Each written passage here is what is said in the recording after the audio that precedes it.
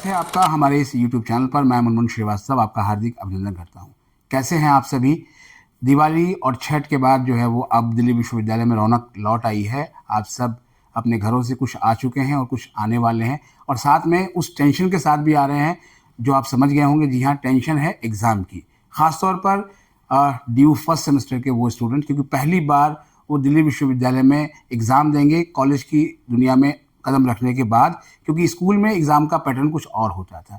इन्हीं पर बात करने के लिए हम पहुंचे हैं ड्यू के मिरांडा हाउस कॉलेज में, और हमारे साथ मौजूद हैं मिरांडा हाउस कॉलेज की प्रिंसिपल प्रोफेसर विजय लक्ष्मी नंदा, और उनसे जानेंगे कि कैसे तैयारी करें, क्या करें, और जिनके लास्ट मोमेंट पे एडमिशन हुए थे, यानी कि फिजिकल मॉपअप राउंड और मॉपअप राउंड में, उनके लिए क्या ये एग्ज़ाम थोड़ी परेशानी लेकर आ रहे हैं। स्वागत है प्रोफेसर नंदा हमारे चैनल। नमस्कार मुनमुन जी। मैम, पहला सवाल तो यही है कि अब वैकेशन ख़त्म हो गया है, स्टूडेंट आ गए हैं और अब एग्ज़ाम की टेंशन शुरू हो गई है, तो अब कैसे अब तैयारी शुरू करें वो? देखिए, वेकेशन तो खत्म हुआ, लेकिन वेकेशन के कुछ दिनों में तो स्टूडेंट्स अपने किताबें, जो नए स्टूडेंट्स आए हैं, जो फर्स्ट ईयर के स्टूडेंट हैं, मुझे लगता है थोड़ा बहुत असाइनमेंट भी उनको मिला हुआ था, तो उस पर उन्होंने काम ज़रूर किया होगा। टीचर्स ने, हर कॉलेज में टीचर्स ने उनको कुछ ना कुछ असाइनमेंट दिए थे, क्योंकि लगा कि ये लंबा थोड़ा वेकेशन हुआ, क्योंकि एक तो सेमेस्टर ब्रेक भी था, उसके बाद कुछ दिन स्टूडेंट्स ने ले लिए था, ये छठ का पूजा भी था उसके लिए। लेकिन मुझे लगता है कि इस समय क्योंकि दिवाली थी और छठ था, तो उतना काम वो लोग कर नहीं पाए होंगे। तो अभी जो स्टूडेंट्स है, जैसे ही आए तो इमीडिएटली एक स्टडी मोड में उनको आ जाना पड़ेगा। आपने बोला फर्स्ट ईयर्स के बारे में मैं बताऊं कि क्या करें। ये जरूर है कि जो लोग अभी ज्वाइन किए, आई थिंक अक्टूबर तक मॉप अप राउंड चलता रहा। 29 अक्टूबर, हाँ नहीं 29 सितंबर तक, हाँ सितंबर तक जी, सितंबर एंड तक। तो 1 अक्टूबर से आए, उसके बाद फिर ब्रेक हुआ, तो उनके लिए remedial classes along with that remedial tutorials, और जो उनके क्लास में जो क्लास रिप्रेजेंटेटिव है उनके साथ टच में रहना बहुत ज़रूरी है। और उन स्टूडेंट्स को अभी कोई भी ब्रेक नहीं लेना चाहिए, और मेकअप समय जो होता है उसमें उनको अभी 24 आवर्स लगाना पड़ेगा उस पढ़ाई में। उनको अब और चीज़ों से दूर होना पड़ेगा, जैसे सोशल मीडिया है, उन सब चीज़ों से थोड़ा दूर होना पड़ेगा। सेकेंड जो चीज़ है, यही 1-2 महीना ये भी है टिल नवंबर कि और तरह का फंक्शन से इन बच्चों को किसी सोसाइटी में भी ज्वाइन करना है, किसी क्लब में भी ज्वाइन करना है, उनके और भी इंटरेस्ट है, तो एक उनका लैग तो है।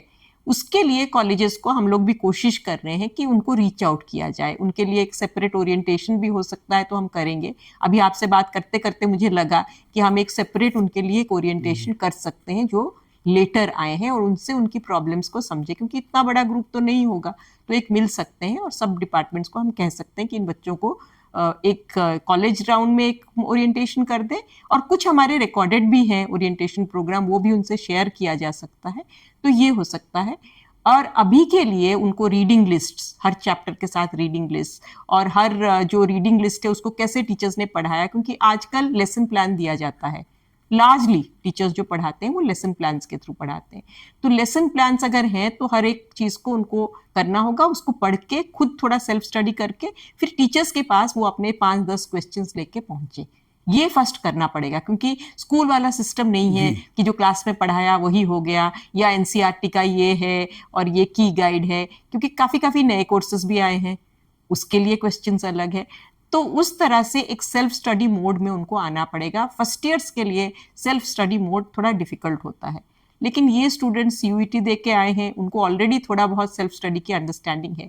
मैं ये सजेस्ट करूंगी कि कोचिंग क्लासेस वगैरह में नहीं जाए, वो उसमें बिल्कुल नहीं जाए। कॉलेज के लिए मैम कोचिंग क्लासेस की कोई जरूरत नहीं है, बिल्कुल नहीं, कोई ट्यूशन लेने की जरूरत नहीं। जो तुम्हारे टीचर्स हैं वो आपको ट्यूटोरियल भी दे रहे हैं, वो आपको आपके लिए वो है, कॉन्टैक्ट आवर्स भी हैं, तो उनके साथ आप टच में आए, स्टूडेंट्स टीचर्स से बात करें। जहाँ जहाँ आपको टीचर्स नहीं मिल पा रहे तो आप इमीडिएटली टीचर इंचार्ज को बताएं कि भाई ये टीचर्स हमसे बात नहीं कर पा रहे हैं या इनसे मिल नहीं पा रहे हैं, और जहाँ आपको लग रहा है कि ये गैप हो रहा है, इमीडिएटली उसको आप फ्लैग ऑफ कीजिए।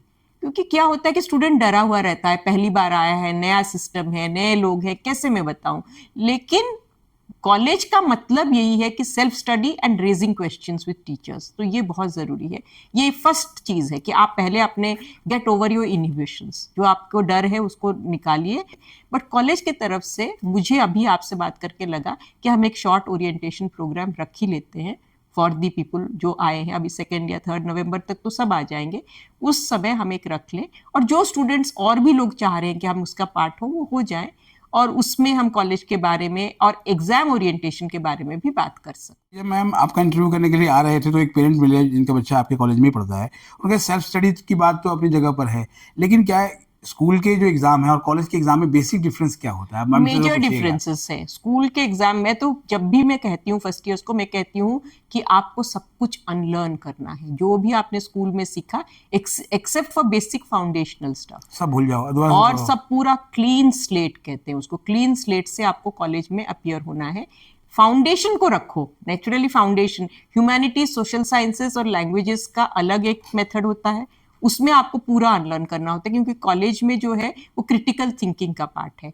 और स्कूल में क्रिटिकल थिंकिंग बिल्कुल एक, अभी तक तो उस तरह की अंडरस्टैंडिंग अब नेशनल एजुकेशन पॉलिसी में तो है, लेकिन उस तरह की पढ़ाई नहीं है अभी तक, उस तरह की क्रिटिकल थिंकिंग जो कॉलेज में जरूरी है।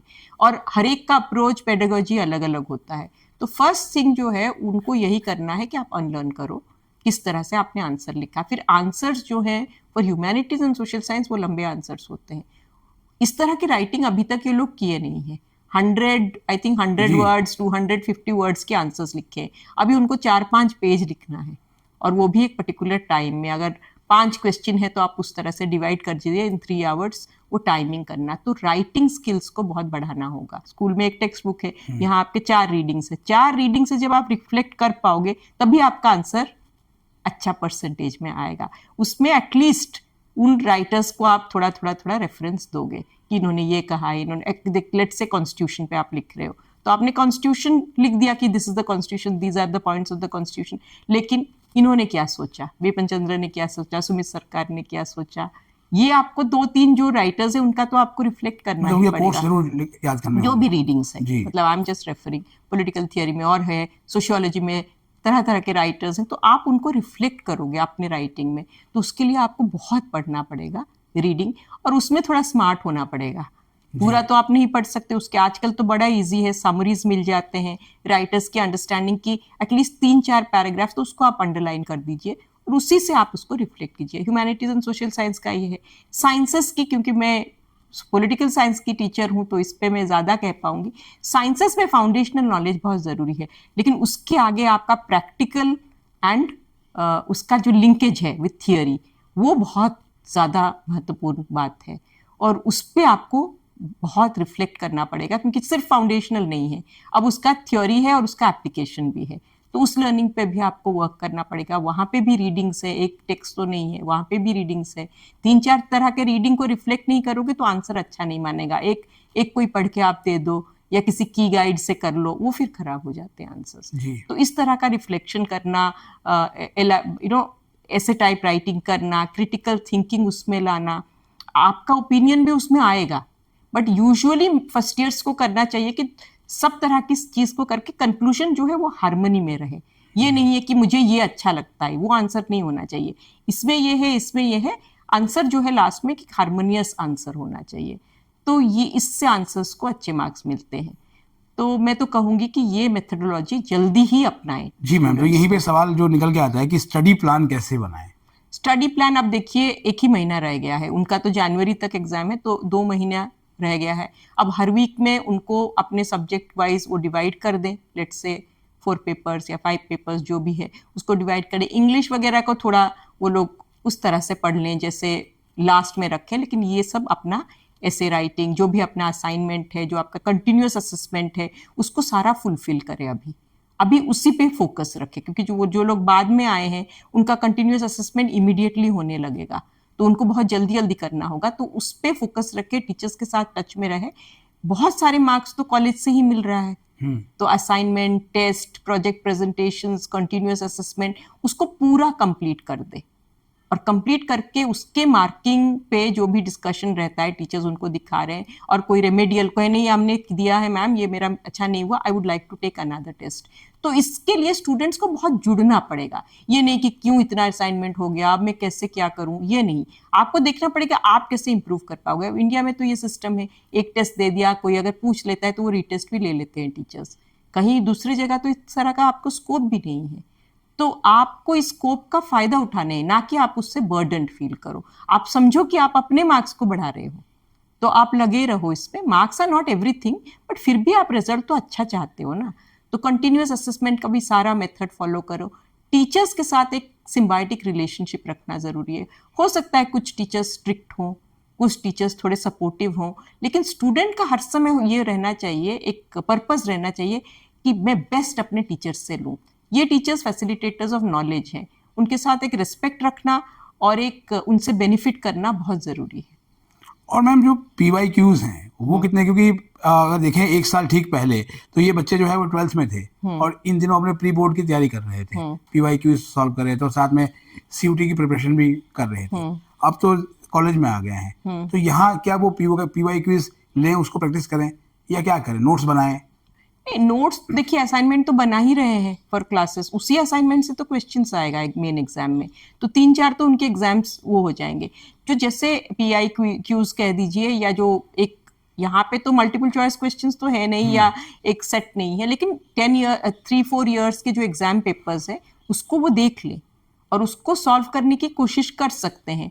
लेकिन मैं चाहती हूँ कि वो लोग अपने टीचर्स से पूछे कि हमने ये पढ़ाई कर ली, आप एक हमें सिलेक्शंस दे दीजिए, किस तरह से हम प्रिपेयर करें। हर एक कोर्स का अलग एक नीड है, तो उस हिसाब से उनको प्रिपेयर करना पड़ेगा। इसमें उस जो जिस तरह का वो प्रिपरेशन पहले करते थे वो नहीं चलेगा, except for let's say mathematics और समथिंग जिसमें आप प्रैक्टिस करते तो आप बढ़ जाता है, फिर भी उसमें आपको टीचर के टच में रहना पड़ेगा। हर एक टीचर का जो लेसन प्लान है, जो उसका रेमेडियल क्लासेस है, जो उसका जो वो लिख के उनको आपको एक सेट ऑफ क्वेश्चंस देंगे कि ये देख लीजिए आपका सिलेक्शन है, और लार्जली कवर कर लेंगे कोर्स, और उसकी जो रीडिंग्स है उसको ध्यान में रखना ज़रूरी है। ये ब्रॉड बेस्ड नॉलेज है, उसमें मुझे नहीं लगता है कि सिर्फ प्रैक्टिस से होगा। Practice is one thing. और आपसे सुन के ये भी लग रहा है, पहले हमारे यहाँ एक होता था मॉक एग्जामिनेशन, जिससे स्टूडेंट को, तो if not for the second years and third years, हमें फर्स्ट ईयर्स को एक स्कोप देना चाहिए, इफ दे वांट टू, एक ओपन करना चाहिए। तो ये भी हम सोच सकते हैं कि उनको एक एक्सपीरियंस भी हो जाए कि देखिए ये पेपर है, आपको ये 3 घंटा या 2 घंटे में इसको कंप्लीट करना है। तो इस तरह की प्रैक्टिस टेस्ट वो खुद भी ले सकते हैं। लेकिन अगर टीचर्स इसमें मिलके उनको थोड़े बहुत प्रैक्टिस टेस्ट दे दिए जस्ट बिफोर द एग्जाम, वो अच्छा कर सकते हैं। और मैम सिलेबस का कितना रोल है, क्या पूरा सिलेबस कवर करना होगा या फिर कुछ सिलेक्टिव रीडिंग्स भी? नहीं, सिलेबस तो पूरा कवर टीचर्स करेंगे, they will cover the whole syllabus, क्योंकि क्वेश्चन कोई और सेट कर रहा है, टीचर तो नहीं कर रहे हैं, तो उनको पता नहीं कौन सा क्वेश्चन आ जाए। लेकिन अगर वो 3-4 एटलीस्ट 3-4 ईयर्स का अगर वो लोग क्वेश्चंस देख लें, तो उनको एक अंडरस्टैंडिंग हो जाएगा किस तरह का क्वेश्चन आ रहा है। उस हिसाब से, क्योंकि सिलेक्टिव आंसरिंग करना है, they can choose. But science में तो आप नहीं कर सकते उस तरह से, क्योंकि आपको अगर पहला नॉलेज कॉन्सेप्ट का नहीं है या फाउंडेशन का नहीं है, आप नेक्स्ट फाउंडेशन में मूव नहीं कर सकते। तो आपको एक अंडरस्टैंडिंग तो रखना पड़ेगा। बेसिक कॉन्सेप्ट्स ऑफ फिजिक्स नहीं पता और आप मेजर कोई क्वांटम थियरी पे आप लिखने लग जाओगे या श्रोडिंगर्स थियरी पे लिखने लगोगे, आप कैसे करोगे आपका? इसलिए जरूरी है कि आप, जैसे आप पूछ रहे हो ना कि पूरा करे या सिलेक्टिव रीडिंग करे, कुछ उनको अच्छा लगे वो 4-5 क्वेश्चंस अच्छे से, एटलीस्ट 8 to 10 क्वेश्चंस वो अच्छे से प्रिपेयर करे। लेकिन large base, broad base knowledge रखना जरूरी है, और उसको पढ़ तो ले, अंडरस्टैंडिंग डेवलप तो कर ले। क्वेश्चंस जो वो सिलेक्ट करके कुछ एग्जाम के लिए करना चाहे, वो मेरे हिसाब से तो सारा कुछ पढ़ना जरूरी हो जाता है, क्योंकि एक जो टॉपिक है वो दूसरे से लिंक्ड रहता है। तो इसलिए एक broad based knowledge, conceptual understanding, basic foundational knowledge अगर वो नहीं होगा तो आगे आंसर करना डिफिकल्ट होता है। और फिर आप कोई भी आंसर देंगे ना, आप फिर दूसरी चीजों से भी ड्रॉ करेंगे, तो वो आपका आंसर और बेटर हो जाता है। जैसे अगर कोई क्वेश्चन है, लेट अस से, मैं तो पॉलिटिकल साइंस का ही एग्जांपल दे दूंगी कि ह्यूमन राइट्स पे क्वेश्चन है, लेट्स से, लेकिन अगर आपको राइट्स के बारे में कुछ नहीं पता, आप सीधा ह्यूमन राइट्स पे लिख रहे हो, तो वो आंसर से पता चल जाएगा what are rights, then you can come to what are human rights. तो वो अंडरस्टैंडिंग आपको रखना जरूरी है। आपने सिर्फ ह्यूमन राइट्स पढ़ लिया लेकिन आपने राइट्स पढ़ा ही नहीं, तो वो अंडरस्टैंडिंग आपकी क्लैरिटी नहीं होगी कि राइट्स की बेसिक डेफिनेशन क्या है। एक सवाल जो है मैक्सिमम स्टूडेंट ने पूछा था कि क्या हम जो है वो एक ही टॉपिक पे कई राइटर्स की बुक को पढ़ें? यस, आपकी रीडिंग लिस्ट है। दिल्ली यूनिवर्सिटी में तो बहुत क्लियरली रीडिंग लिस्ट होता है, जो बेसिक रीडिंग लिस्ट है उसको तो कंप्लीट, एक रेफरेंशियल रीडिंग लिस्ट भी है, जैसे सजेस्टेड रीडिंग्स। कुछ जो अच्छे स्टूडेंट्स हैं वो दोनों पढ़ते हैं, और टीचर्स भी अपना कुछ रीडिंग लिस्ट देते हैं कि आप ये भी पढ़ लो, तो उनको पढ़ना पड़ेगा। और इसीलिए जो लोग बाद में ज्वाइन किए हैं वो थोड़ा टीचर्स के टच में रहें कि भाई हम तो इतना नहीं कवर कर पाएंगे अभी, तो हमें वो बता दिया जाए कि इसमें कौन सा इंपॉर्टेंट है। लेकिन जो पहले से ज्वाइन कर लिए हैं उनको तो अपना पूरा रीडिंग लिस्ट एटलीस्ट टच करना चाहिए। अभी तो बहुत आसान हो गया है ये करना, आपको सारा पढ़ना नहीं है, आप समरीज आपको मिल जाती है। आप किसी को अगर चाहे, देखो एआई की एक अच्छा प्रयोग भी तो हो सकता है, उससे आप समरीज ले लो, पूरा नहीं पढ़ पा रहे हो, मेन थिंकर्स के आइडियाज को निकाल लो, तो एटलीस्ट 10 पेजेस में आप पूरा कंप्लीट कर सकते हो। अगर आप 20-30 बुक्स का जो एक सारांश है, तो वो हो सकता है, वो पॉसिबल भी है, बहुत अच्छे से पॉसिबल। मैं खुद भी जब हम पढ़ाते हैं, अब मैं बहुत ज़्यादा थिंकर्स को इंक्लूड कर रही हूँ, बहुत ज़्यादा थॉट प्रोसेस को इंक्लूड कर रही हूँ, जो पहले मैं नहीं कर पाती थी क्योंकि इतने बुक्स में नहीं पढ़ पाती थी। अब लेकिन समरीज हैं, कलेक्टेड रीडिंग्स की एक सारांश है, तो आप कुछ रिफ्लेक्ट कर सकते हो। आंसर के लिए तो उतना काफ़ी है, बाद में अपने डेवलपमेंट के लिए आप और भी पढ़ सकते हो। जी, इसी में मैम एक सवाल जुड़ा हुआ है कि पेज भरने से नंबर मिलते हैं आर्ट्स में? नहीं, ऐसा ज़रूरी नहीं है। मैं खुद 32 ईयर्स से पढ़ा रही हूँ। अगर एक आंसर अच्छा है, वो पहले ही राइटिंग पैराग्राफ से पता चल जाता है, और आप पेज भरो या कुछ करो, उससे कुछ नहीं होता है। लेकिन क्योंकि आर्ट्स के क्वेश्चंस, ह्यूमैनिटीज़ के क्वेश्चंस लंबे ही होते हैं, answers are supposed to be reflective, आपको सारे थिंकर्स, लेकिन अगर आपने सारे थिंकर्स के अच्छे से आइडियाज दे दिया, तो around 12 sides, about 6 pages, 5 to 6 pages का आंसर बहुत ठीक है, उतना उससे ज़्यादा लिखने की ज़रूरत नहीं है। एक मैम आज का लास्ट सवाल, टॉपर्स और मीडियोकर्स और जो है वो बिलो एवरेज, क्या फ़र्क रह जाता है मैम एग्ज़ाम की दृष्टि से? मैं तो इस तरह की कोई डिफरेंस करती नहीं हूँ, क्योंकि सब स्टूडेंट्स एक जैसे हैं, लेकिन जो रिजल्ट आता है उस हिसाब से अगर आप देखें, कोई हाई मार्क्स रख रहे हैं, कोई मिडिल में है, कोई एक पर्टिकुलर क्लास की रिलेटिव मेरिट अगर देखा जाए, उससे आप कह सकते हो। तो रिलेटिव मेरिट में डिफरेंस यही होता है कि किसने कितने, एक कहते हैं बीटिंग द एग्जामिनेशन सिस्टम। एक बहुत ब्रिलियंट भी बच्चा है, लेकिन वो क्या है कि वो सारे डिटेल्स लिखे जा रहा है और छूट गए उससे कुछ। और कुछ लोग होते हैं जिनको समझ में आ जाता है कि मैं समराइज कैसे कर दूं कोई भी चीज़, या नॉलेज बेस में कॉन्सेप्चुअल नॉलेज मेरा बहुत डेवलप कर गया है, और मैं कॉन्सेप्चुअली इस चीज़ को समझ गई हूँ और सिंपल मैनर में मैं इसको आगे रख सकती हूँ। तो वो क्लैरिटी बहुत इंपॉर्टेंट है। तो जिसपे क्लैरिटी है और एग्जामिनेशन सिस्टम को समझ लिया, और जो थोड़ा सा कॉन्फिडेंट रहता है, और मैं कहूँगी सुबह ब्रेकफास्ट करके आता है, ये भी जरूरी है, क्योंकि वो भी एक गेम चेंजर है। जी, और खासतौर पर लड़कियां ब्रेकफास्ट करके नहीं आती मैम। हाँ जरूर, आजकल हो सकता है ये ऑल जेंडर्स में हो रहा है, लेकिन लड़के हम तो यहाँ देखते हैं कि फेंट कर रहे हैं, बच्चे खा के नहीं आए। तो ये भी जरूरी है, क्योंकि ब्रेन को ये न्यूट्रिशन नहीं मिल रहा है, फिर पूरी रात पढ़ते रहे। उससे अच्छा आप बाय इवनिंग 10 o'clock आप पढ़ाई पूरा कंप्लीट कर दो, और रिविजन्स के लिए आप मॉर्निंग को रखो। लेकिन उससे क्या होगा कि आप लिख पाओगे। तो टॉपर का यही है, they know how to beat the examination system. In fact मैं यहाँ पे आईएएस की भी टॉपर हुए हैं वो लड़कियां, और यहाँ पे भी रहे वो लोग, अपने 9:30 10 तक अपना पूरा पढ़ाई कंप्लीट करते हैं। और कुछ तो ऐसे हैं कि बोलते हैं मैम वीकेंड है तो हम मूवी भी एक देख लेते हैं रिलैक्स करने के लिए, क्योंकि जो भी पढ़ाई हमने पहले कर लिया। तो आपने अगर स्टडी प्लान अच्छे से बनाया, पूरा कोर्स कंप्लीट कर दिया, 2 दिन आपने रिवीजन के लिए भी रख लिया, लास्ट डे आप रिलैक्स्ड रहो, बस पॉइंट वाइज सबको देख लो, कि so that the first line you should remember. यहीं पे डर होता है, क्वेश्चन आ गया आप फर्स्ट लाइन भूल रहे हो। एंड जनरली मैं पढ़ती हूँ क्वेश्चन को 3 बार पढ़ लो, क्वेश्चन में ही आंसर है। ये चीज अभी तक होता है कि उसी क्वेश्चन में आपको आंसर क्लियरली, लेकिन लोग क्या करते हैं जल्दी जल्दी पढ़ते हैं, कभी कभार वो आंसर गलत लिखते हैं। तो टॉपर तो वही बनता है, और एक एलिमेंट ऑफ लक भी रहता है, बट 99% तो आइंस्टाइन ने कहा ना, 99% पर्सपिरेशन 1% इंस्पिरेशन, वो रहेगा हर समय, लक फैक्टर भी रहेगा। बट अल्टीमेटली आई थिंक अगर क्लैरिटी है, हैंड राइटिंग भी थोड़ा नीट है, और अच्छे से अंडरलाइन कर दिया थोड़े थिंकर्स को, थोड़े जो इंपॉर्टेंट पॉइंट्स हो, और लास्ट रिवीजन भी कर लेना है आंसर, जो टाइमिंग है उसको अच्छे से मैनेज करना, तो बच्चे आजकल तो ग्रेड्स ही होता है, तो everybody can be a topper. मतलब 9 CGPA से ऊपर जो है वो आराम से लेके आ सब जाएंगे। सब कर सकते हैं, जो इतने अच्छे रिजल्ट से आ रहे हैं वो क्यों नहीं कर सकते हैं। लेकिन अगर खराब भी हो गया, जैसे आपका एक बहुत अच्छा आप बोलते हो, तो वो है सबसे बड़ी चीज है कि कि उम्मीद आप, पर दुनिया कायम है। हाँ, उम्मीद रखिए। अभी नहीं हुआ, नेक्स्ट आपको रीटेस्ट भी ले सकते हो, लेकिन ज्यादातर आप कोशिश करो कि पूरा पेपर आप कंप्लीट कर दो, अच्छे से लिख दो। और अगर लेट हो गया, आपको लगा मैं टाइम मैनेज नहीं की, एटलीस्ट पॉइंट्स आप लिख दो, 10 पॉइंट्स लिख दो till the end, so that जो पर्सन है वो देखेंगे, तो आपको कुछ मार्क्स तो उसमें मिल जाएंगे।